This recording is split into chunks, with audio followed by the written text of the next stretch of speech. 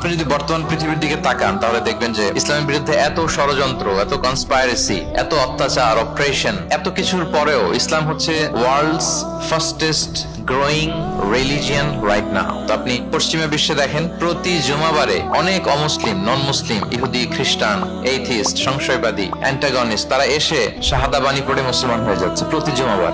নারী পুরুষ নির্বিশেষে, আস্তিক নাস্তিক নির্বিশেষে প্রতি জুমাবারে তারা এসে শাহাদা পড়ে মুসলমান হয়ে যাচ্ছে। রাস্তাঘাটেও আমাদের পশ্চিমা বিশ্বের দায়ীরা রাস্তার মধ্যেও দাওয়াতি কাজ করে, আলহামদুলিল্লাহ। এটাকে স্ট্রিট দাওয়া বলে। এই যে এরকম টেবিল নিয়ে বসে কোরআনের ট্রান্সলেশন নিয়ে, কিছু ইসলামের সহজ সরল বই নিয়ে তারা নন মুসলিমদের সাথে ইসলাম নিয়ে কথা বলে। আর ওরা খুব ফ্রেন্ডলি মানুষের সাথে মেশে কথা বলে, ফলে ইজিলি তাদেরকে অ্যাপ্রোচ করা যায়। তো তাদেরকে অনেকে জিজ্ঞেস করে যে তোমার ধর্ম কি, তোমার বাবার ধর্ম কি, what do you think about life after death, মৃত্যুর পরের জীবন নিয়ে তোমার ভাবনা কি, তোমার দাদা কোথায় গেল, তোমার বাবা কোথায়, তো চলে গেছে, তুমিও কোথায় যাবা।